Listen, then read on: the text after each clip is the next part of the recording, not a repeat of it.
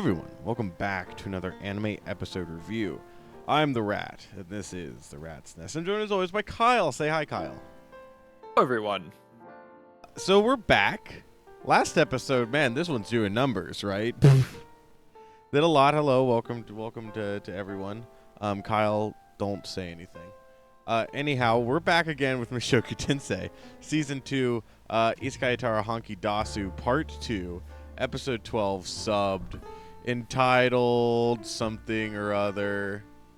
Okay, I can't see it, so it doesn't exist. This episode doesn't have a title, actually. Fun fact that not many people know.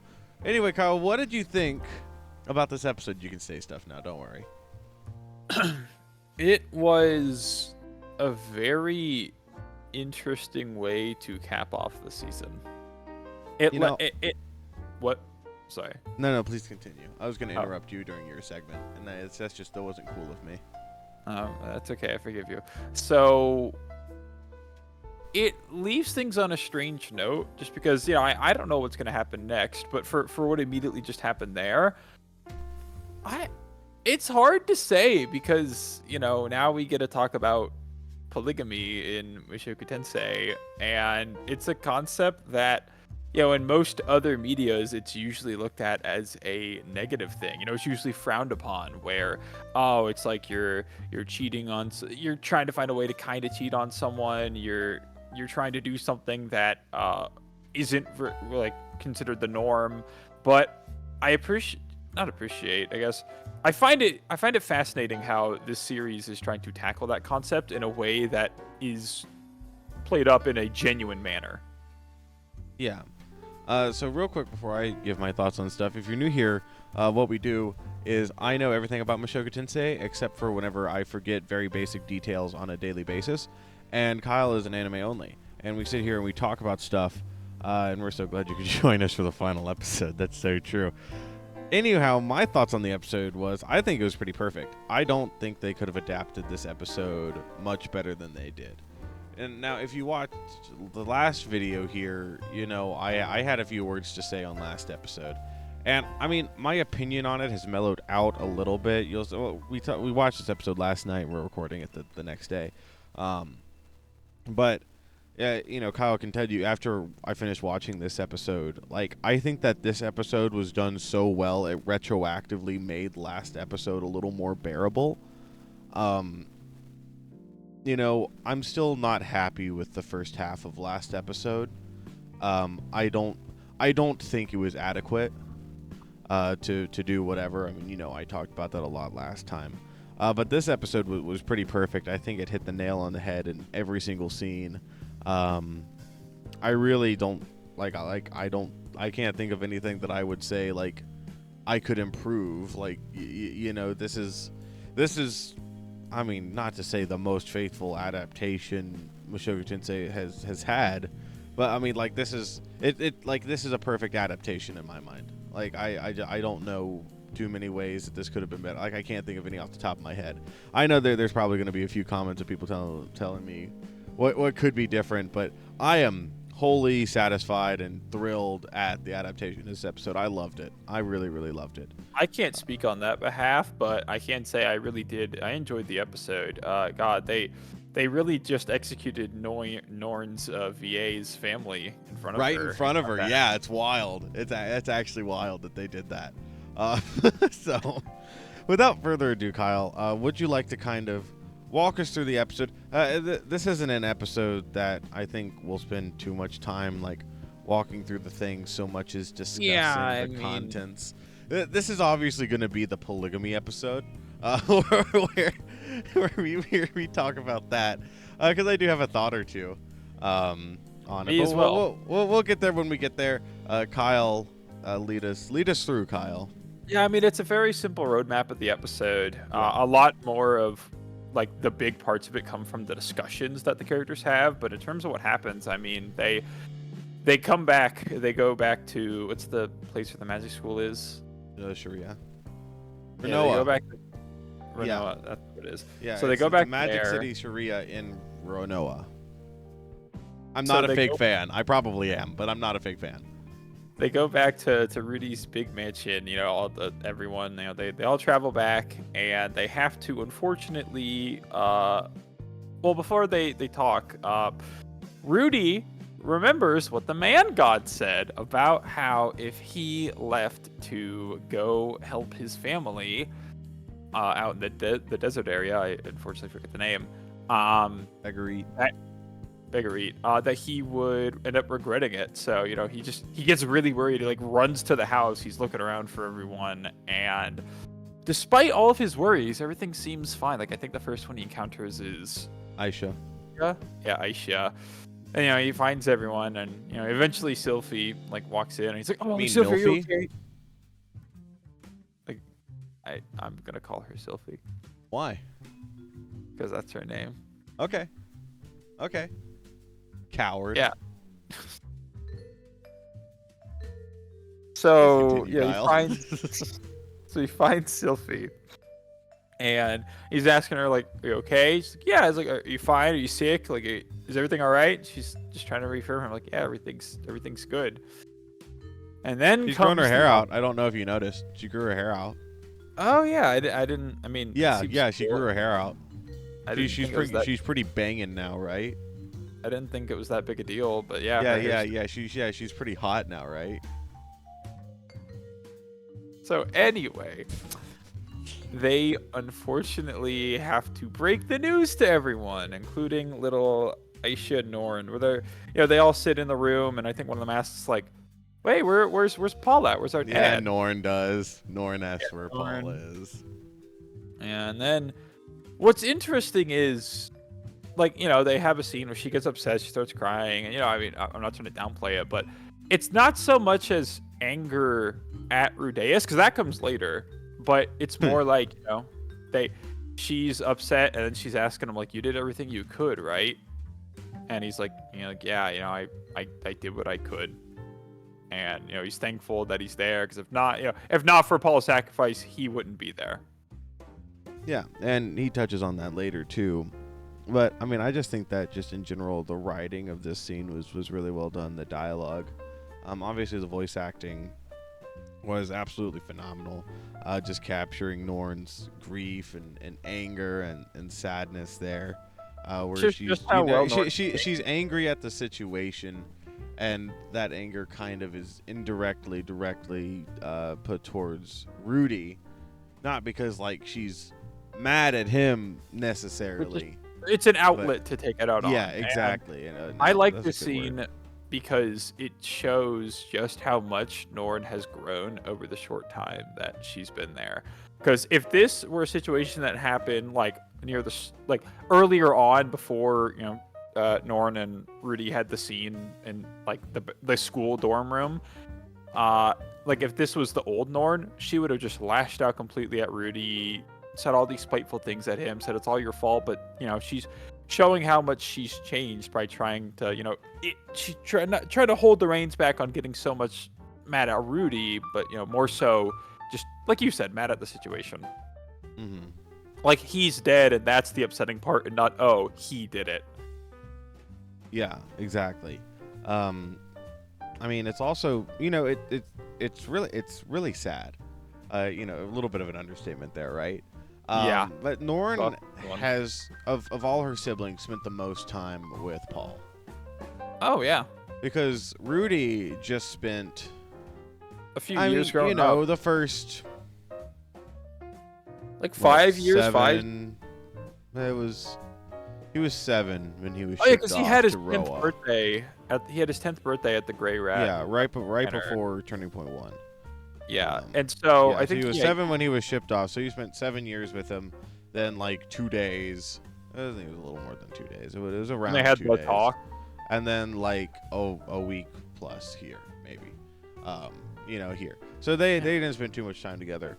But Norn spent probably her first 9 years, I think, is whenever she left with Rougère to come up to Sharia. Maybe she was 10 when she left.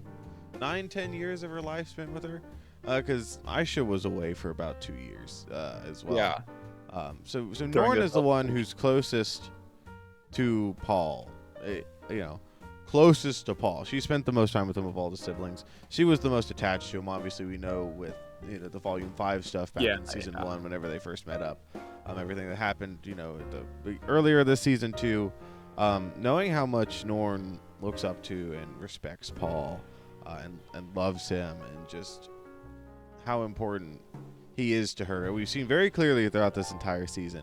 I think they did a great job showing her emotions here, and obviously, the writing itself, right? The baseline of all of this is really well done. The setup to it, the payoff. But in terms of execution, which is kind of, I guess, where my eyes more are, I think they did a perfect job of getting across her feelings on everything and helping, I think, the watcher to feel the same things. Yeah, sorry, what was I gonna say? Bro lost his train of thought. I mean, That's wild. you pretty much, like, you said it perfectly. Yeah. Like, what can I say? I am a niche professional internet micro celebrity who's also a YouTube partner now. And at some point after this video goes up, you should see a join button, and you should give me money, and you should leave super chats in the comments and give me money because I like money. It's so good. I have such good ranks on my YouTube join page. They're so good. They're such a value. Anyhow, enough plugging that. Kyle, would you please lead us on to the next facet of the episode? So I don't remember exactly, but there's a little bit of in between that scene and the next one. Like the rest of the group leaves, like Geese and Ellen Elise and all that, and Ellen Elise, they're gonna go hang out in the city. Rudy invites them to stay there, but it's like, like we don't want to get in the way of like you and your family stuff. Ellen Elise is like, I'm gonna go see. I'm gonna go wring Cliff dry real quick. Yeah, so she's gonna go see Cliff. They're gonna go to the city. They're gonna let Rudy have some time with his family, which then comes the big part of the episode. Well, I do want to touch on something before we get into all that, because I will forget. Okay. So there are some remnants of Paul's left. His swords, his gauntlets, and his ashes. So they bury his ashes, right? We see that at the end of the episode. Norn takes his big sword. Aisha takes the small sword, and Zenith takes the gauntlets. Now, in the light novel originally, this is a slight change, which is completely fine. Rudy was originally planning on taking the armor as like his memento of Paul, but then Zenith reached over and grabbed it, so he was like, "Oh well, it's hers." He's like, "I'm not taking it." So they just cut it to where Zenith just kind of like immediately grabbed it. You get the exact same thing. Yeah. The exact same thing. That's just a minor whatever. And Zenith's staying there anyway, so. Yeah, but it is good, I think, to be able to see Zenith, like, show him. She's not entirely gone. I don't know if I'd go so far as to say show emotion, but to show that something to some level, she wanted the gauntlets. Yeah, she was like, she reached out for them. There's something inside of her that wanted it. Mm-hmm. And I think that's really nice to see. One thing this small line I remember where they were leaving. I think it was Geese, one of them said like, tell us where Paul's grave is, and we'll come visit it when it's set up. Yeah, I like that. Yeah. No, so then is that when the awkward one final thing that I want to touch on was whenever we see Aisha there, and she's kind of talking with Lilia like, "Oh, well, you'll be staying with us. What are we going to do about work? We'll talk about it later." And Norn tells her, "You don't have to hold back on our account." And Rudy nods at her, and she goes and hugs her mom, tells her how much she missed her. Because, I mean, like, obviously Aisha loves Zenith, but Lilia is her mom by birth, right? Yeah. And, as we'll get into, right, Zenith is still her mother as well, in the same way that Lilia is Rudy and Norn's mother. But, for Aisha to have her birth mother there and still alive, obviously losing her father, but still, I really love that scene to get to see the connection between those two and to get to see the understanding of Rudy and especially Norn. I think that it speaks the most for Norn's character, to be able to, after all of this, be able to be that supportive of Aisha, in saying like, yeah, no, like it's okay. Like obviously this is sad, but we all lost our father. You like, it's okay to be happy that your mom is okay. Yeah, at least your mom's fine. Yeah, exactly. Exactly, dude. And I also think it shows a lot of Norn's character how fast she was able to, I think, come to terms with the grief of losing Paul. Like obviously it's still sad and it's still gonna hurt, but she was able to compose herself relatively quickly. Obviously very emotional, and obviously a very different situation, I think, from Rudy, because Rudy, being in a far off continent, with people that he knows and that he's close to, but not the family like Norn had around her. But I've just always looked at that as a really impressive moment for Norn's character, to be able to handle the news like she did. It shows her growth, to show her connection with Aisha and kind of the development there, with Lilia. And then of course Norn is not done for the episode, Kyle. If you would so please. She's only just begun, because after everyone leaves, all is said and done, Rudy kind of drops a big bombshell. Everyone except Roxy leaves, because Rudy just drops the line of, Sylphie, I want to marry Roxy as well. So he's laying his cards out on the table. He explains like, why he wants to marry her. And Sylvie doesn't really say anything at the moment, but Norn just kind of lays into that topic, and berates Rudy. Like, you were gone for how long? Every day, Sylvie was like, I hope Rudy's doing okay. I wonder if he's eating well. I sure hope that my husband is alive and kicking. She's been concerned with you for this whole time, and you go out there and you cheat on her and you sleep with another woman, and then you dare have like the gall to come back here to this mansion after losing your dad and say, I want to marry another woman. Like she kind of lays into him. Yeah, exactly. And there's a lot said. I think we could dive into every single line, right? But we would forget stuff. we could forget stuff. Covering the surface level of it, at least. Mm-hmm. Rudy then, he goes on to explain, like, in his defense, like, it wasn't like I just did it like that. It's not what you think it was. I was in a really bad place after Paul had died, and she pulled me out of that place. And he even references, he says, like, Norn, you know what that's like. Like, you've also been in that situation where you're just in some incurable sadness sitting alone in your room, and she saved me from that, and she's someone that I also love, and she's someone that I also want to marry. Mm-hmm. He's like, would you just cast that person away, the person who saved you from that? And it's like that's an entirely different thing. I mean, she's she's just taking advantage of you. And which she kind of, like, a little bit, because even Roxy said, like, I did have an ulterior motive. Yeah. A lot of the thing is that's interesting here. It's like that one JonTron clip where he goes, the problem is they're both right. Like, a lot of, like, you can't really, I guess, fault anyone 100% in this situation.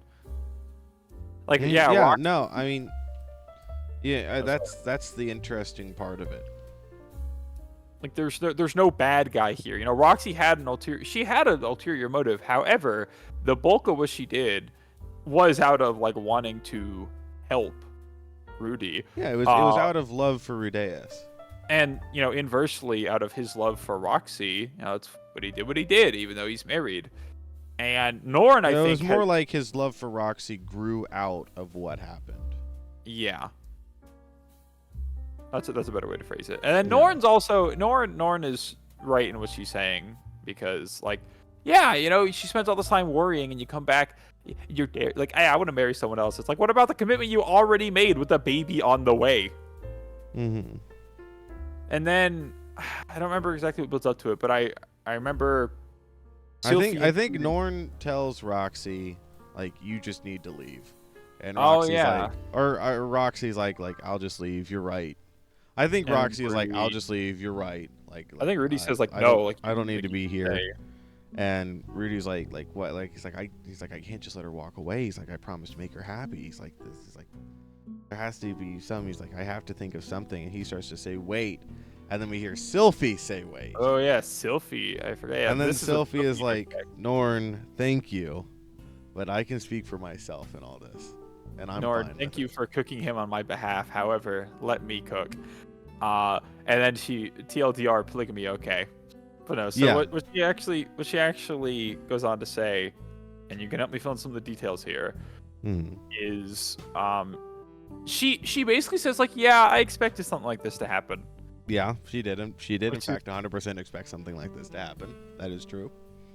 she had a feeling that something like this would occur, and she's not opposed to the arrangement. Yeah. And even Roxy's like, but I had an ulterior motive, and Sophie said like, I'd be concerned if you didn't. Yeah, she's like, I wouldn't have believed you. She's like, Yeah. She said, I would have done the exact same thing in that situation. Yeah, like if the And roles she's were like, reversed. I've always, this entire time, I've always heard about how great you are from Rudy, right? And she's like, I was a little jealous, She's like, I always heard about you this and heard about you that, and he always spoke so highly of you.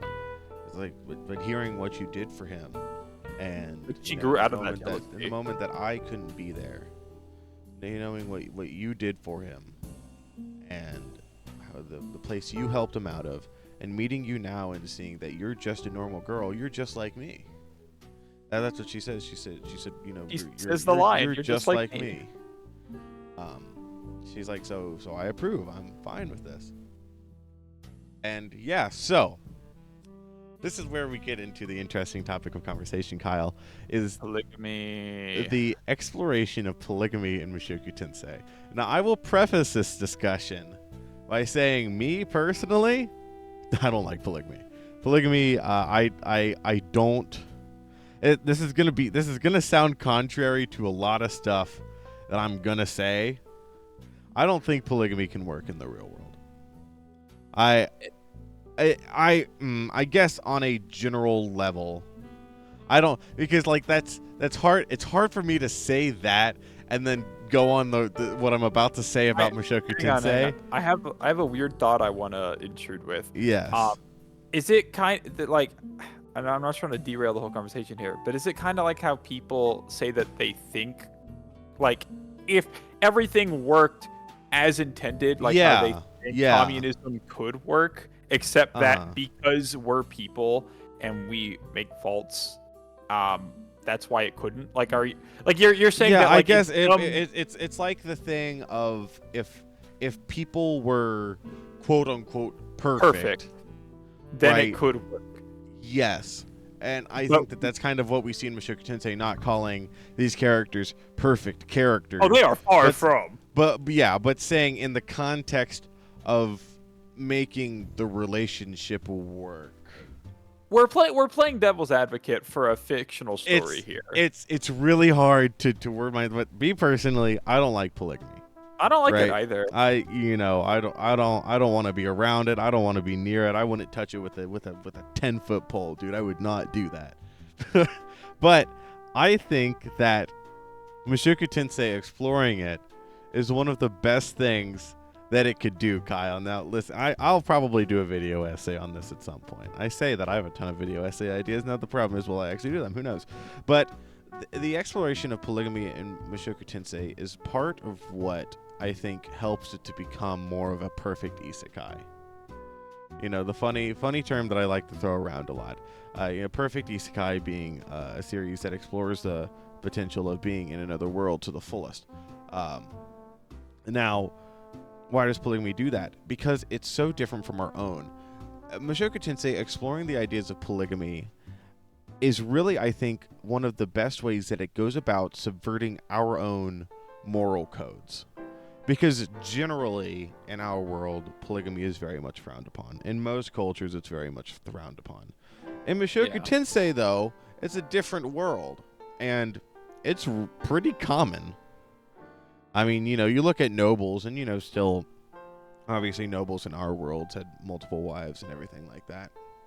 And you look at Mushoku Tensei, where really the only ones against it are the Millis Church, which, funny, haha, it's a isekai, you gotta have the Christians stand in, right? But, that's kind of the occupation the Millis Church has. There's a lot of similarities between the two of them. But, I think that exploring this is really interesting because obviously you have Norn opposed to it, who is a member of the Millis faith, and you have Rudy, who has to really get himself into the mindset of it despite him not being a Millis believer because he's from our world.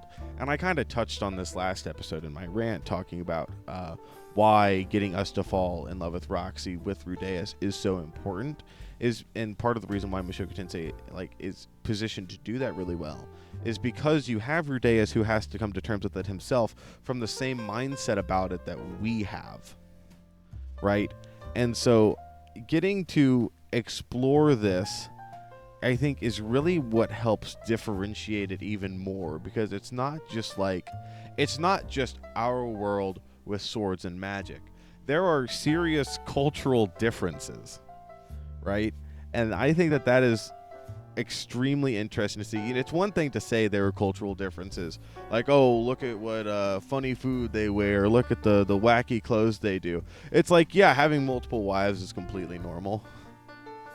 Yeah, it's such a drastic change from the norm, and I think it forces readers to confront subjects they otherwise wouldn't really think about much, because it's so easy in our world to be like, oh, polygamy, ew, that's weird.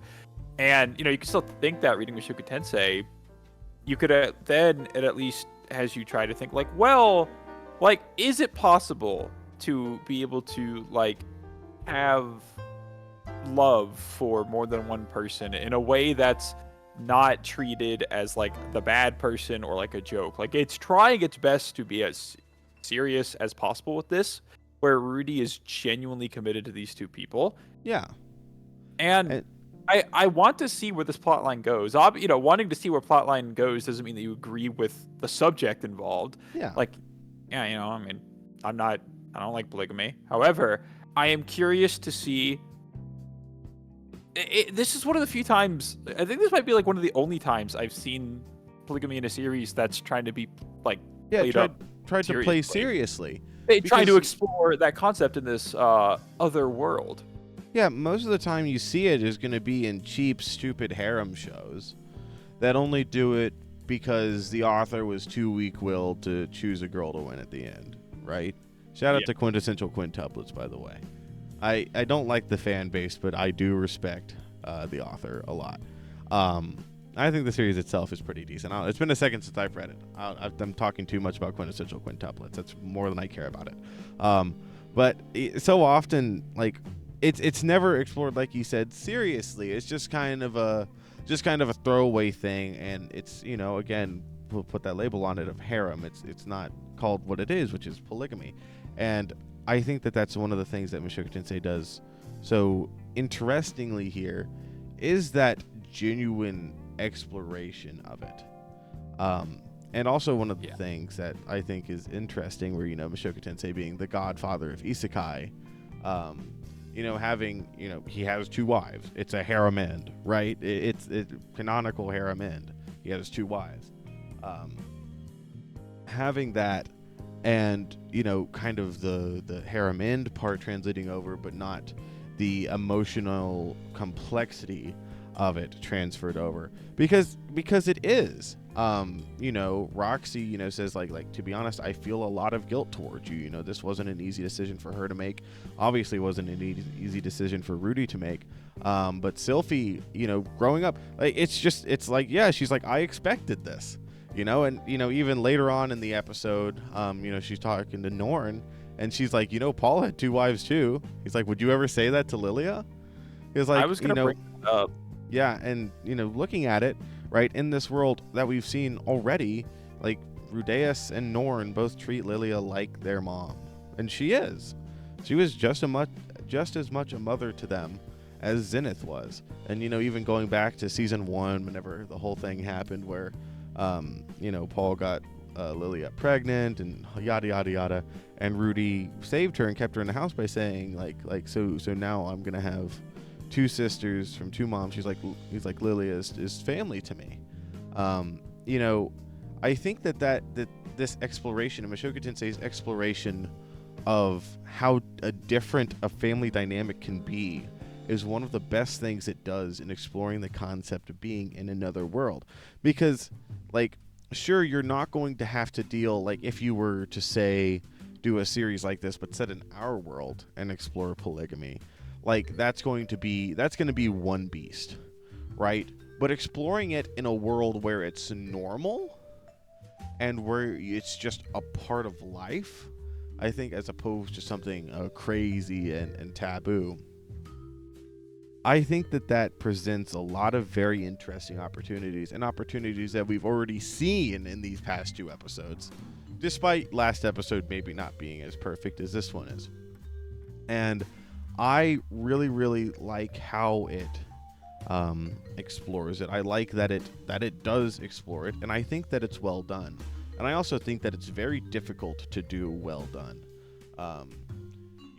Obviously it's going to always be a little bit odd.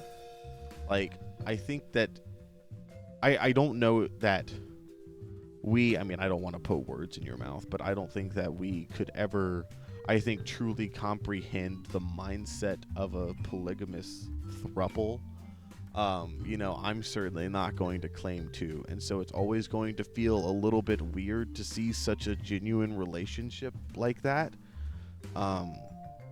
But I think that it is very, very interesting to see, and like I've said, I think that it's done very, very well.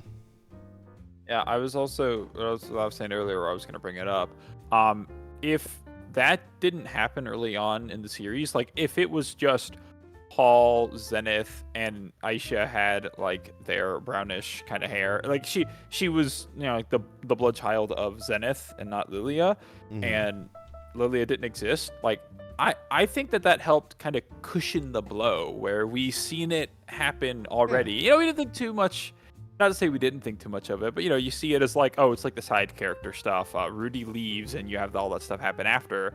But we have groundwork for that. We have he's taking after his dad, and we saw how much Paul genuinely cared about both of his wives and both kids on that front. Yeah, so we've seen it work before in the series. It helps ease us into it with Rudeus. Now, even if we don't agree with it, it helps us ease into.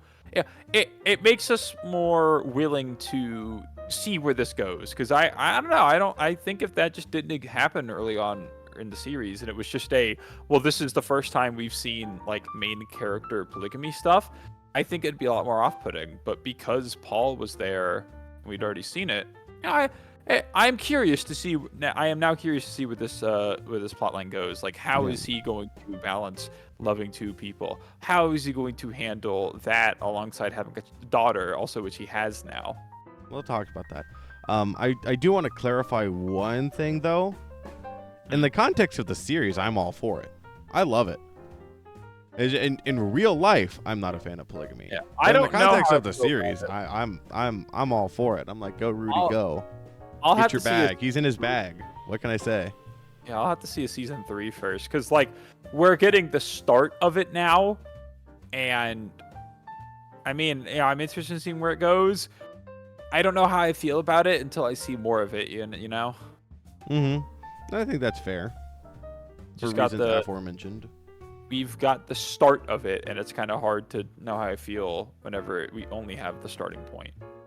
That's true. So, the final part of the episode, we see. Sorry, I was gonna say the 2 big things that happen are, Sylphie gives birth and the scene at Paul's tomb. Yeah. So we first see a little scene where they're just kind of hanging around. Norn is learning to train with the sword. And also earlier, whenever she's given the sword, Rudy says the same words to her that Paul said to him whenever he was given a sword at his 5th birthday. Oh, so that's man. like that's a cool little parallel. I love that. So Norn is learning the sword from Rudy. All that. Yes, Rudy as a kid. Getting to see Lucy, which, by the way, I spoiled her name for you back, I think, in the first half of season 2. I said, man, well, I was like, well, how stupid would their child's name be? I was like, it'd probably be something done like what, like Rudeus and Sylphie, what, like Rucy, call her Lucy? I'm like, that'd be stupid. So I spoiled her name for you, not just in Runir. Runir's their 3rd kid. Runir's their 3rd kid, the one who sleeps with Aisha. I can't really comment on that. I don't know at this point. Yeah, but so we finally get to see Lucy animated, which is wild. Like, dude, Kyle, okay, let this sink in. Rudy as a kid. He's a father. Yeah, no, it's weird. Does that sink inside yet? No, I haven't let it in. You gotta let this sink in, dude. I'm not yet, at least. He has a kid. Like that kid that he sold, that's his. Paul's a grandfather. This weird, messed up man who is trying to navigate his second life now as a kid. Yeah, it's a weird feeling. I'll admit, following little Runir Senior on his journey so far. And man, Runir's really cool. They should make a series about his father.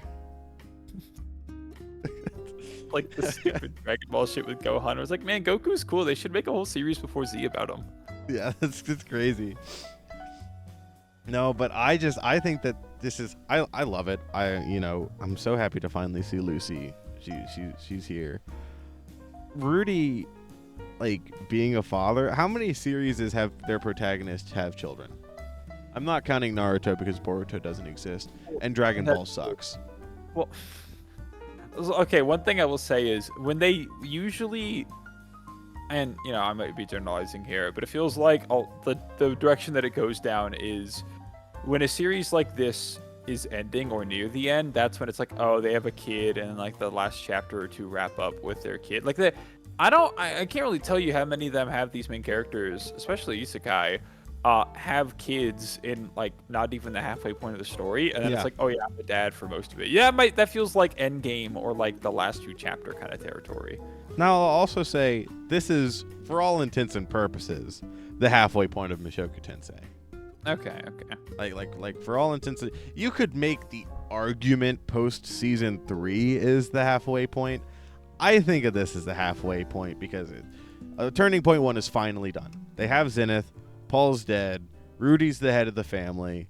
We're heading into the second half of Mushoku Tensei. Everything from the first half, essentially, has been wrapped up. Not Orsted. Where's essentially. Load bearing, essentially, Kyle. I said the word intentionally. What about the Hydra? What about Zenith? What about all that stuff? Oh, dude, you're right. They have to find Zenith. What dude? Happened to Dillo? Dude, he was in the episode for 1 frame. Don't worry, dude. Don't worry, bro. Don't worry, dude. We're getting more Dillo content. I'm looking forward to the Dillo movie. I can't wait. But I've said it before. I'll say it again. It's wild that Rudy has a kid. And the birth of Lucy mimics the birth of Rudeus in the imagery used and the lighting and everything there. Good parallels. It's pretty peak. Now we get to the real peak of Paul talking to Rudy at Rudy's grave. You sure about that? I'm 100% certain about the words that I just said, Kyle. I'll be real with you. I think that was on accident. It was on accident at first, and then I owned it. Awesome. I'm a fake fan, and I'm proud. In another world line, this would be world line. Whoa, Kyle making a Steins Peak reference, a Peak Gate reference. Whoa, let's not get into this, Kyle. Continue your thoughts before this goes any further. So yeah, I was gonna say just jokingly, in another world, this would be unfortunate. That'd be unfortunately what happens where it's always such an awful thing where a parent had to bury a kid, but it's still not great the other way around. And so we get to see, especially Rudy. This young. I mean, Yeah, I know, Paul was just 35. He was 35 when he died. And Rudy's like 16. Yeah. He's 16. He's married. He has 2 wives. He's a kid. He's a mansion. Oh my goodness. He's almost 17. Let's be fair. Okay, sorry. Let me rephrase. He's 17. He has a wife. Roxy's 50. Wives. Ayo. Ayo. But they have well, not they. To say they have a good conversation. Rudy has a great one-sided conversation at the cemetery at the tomb, where he thanks Paul for saving him. If not for him, like he calls him dad. Be a dad. He calls him dad, and this is when I think it. I know it happened in the last episode, but like I remember him saying something about it now, where it's like he finally. It's like this is my dad. It's not just Paul. Like thank you, Dad, for saving me. It was one of the really, lines really... that I like the best from this little monologue, and one of the ones that I think really helps people shift their perspectives of Rudeus as a character is he's like, I'm still trying to learn, how to be an adult. He's like, I'm just a stupid kid who thought he had a leg up on everyone because I remembered memories from a past life. And I think that this really helps. If it wasn't clear enough already, Rudeus is his own person. To say Rudeus, okay, this I'm going to word it like this. I'm not happy with this wording, but I want you to catch my drift here. Okay. Rudeus isn't the person that died in the last world. No, I mean I get it completely. Yeah. Like he says memories, and funny, kind of drawing some stuff with Julian here, but he has memories of a previous life, but that doesn't necessarily mean that he is still the same person. He's a very... Yeah, what were you saying? Sorry, I didn't mean to cut you off. Like I was gonna say something, and I was like, well, he still has like the essence of himself whenever like the man god talks to him. But for all intents and purposes, this is not. This is the journey of that person's second chance as Rudeus Grey Rat. Yeah. He's. I mean, he has always been, but this is just more icing on the cake. He's Rudeus Grey Rat first and foremost. He is not this other guy posing as Rudeus Grey Rat. He is Rudeus Grey Rat. And that's what kills me with a lot of isekai, where, I mean, obviously, a lot of them, it's just like the physical teleportation whatever. They're brought over into the other world, and it's not much. It's just like, oh, I went from being alive in my world to dead to being alive in this cool new world where I'm just kicking it and big chillin'. But in Rudeus' case, it's like I'm a new person now, and I have a new life, new responsibilities, whole new world to navigate. I'm still just a dumb kid, and I have a long way to go. Yeah, new parents. And I really, really love this scene and everything it does for Rudeus' character. Like I said, I think they nailed it. I think they nailed the dialogue. I think they nailed, the themes and everything present here. Just everything, the music, using soul, whenever they use soul, that's kindness. I raise my hands and I say, it's peak, Refugene, it's peak. Favorite song in the OST. I loved it. I mean, like I said, this entire episode, I loved it. And Kyle, this is the end of season 2. I know, it's been a year. It's been a year in the making. Season 2 started about this time last year. Been a while. This time, we've seen so much and kind of got it. at the end of part 1, where it's like, and just remember everyone that we've met, and everything. But like think about how much has happened in this season 2, right? It's pretty insane, and we kind of get the flash through of everyone. See, Ginger, Julie, and Zenoba, and we see Ellen, Elise, and Cliff, and we see Buddy Daddy and Rugyard, and we see Linnea and Persena, and we see Eris. We see Eris. What? Yeah, like 2 seconds. Yeah. You said you were gonna pog. Kyle looked at me in the episode. He said, if Eris shows up, I'm gonna pog, and I knew we got a frame of her. So whenever it showed up, I looked over at him. He was indeed pogging. So Kyle is a man of his word. I keep to my word. I do. I respect that. And then season 2 ends, and we get the announcement, Kyle. Season 3 is in the works. Season 3 is in production. Is that Ooh-wee. Ooh-wee, Kyle. And this is when we get Turning Point 4, right? Ooh-wee, Kyle. You're not answering my question. I'm not going to answer any of your questions. I hate you. Okay. I was gonna. Yeah, I hate your gut. I was not gonna ask any. you what your favorite part of season 2 was, but I guess you don't want to answer. No, we're talking about season 3 right now, Kyle. We're talking about season 3 right now. I am excited. Yeah, starting out with Mushoku Tensei all that time ago, I really didn't know what to expect from a series like this. Getting done with season 1, it was like, okay, we just went on this really long adventure. I expected more, well, I guess until I knew it was like the Magic School arc. I expected more of like, still more adventuring going on, but yeah, no. Season 2, they kind of just, and this isn't a bad thing, they hunkered down in the Magic City and did stuff there. That was completely fine. They literally went to Beggary and Paul died. No, I guess the first half of the season. Well, no, they were literally there for the first half of part 2 too. How could I forget the EED arc? How could I not pay respects to the It doesn't even feel like the same season, dog. No, it doesn't. It does not feel like the same season, but it is. I have to pay respects to one of my all-time favorite moments in Mushoku Tensei, and that is when Rudeus was drunk, or not drunk, whatever. He was insulting that girl. He was pretty wasted. Wasted, insulting that girl. She heard him, and he went to stab himself. And so that's like, what are you doing? And slaps the dagger out of his hand. It happened so fast.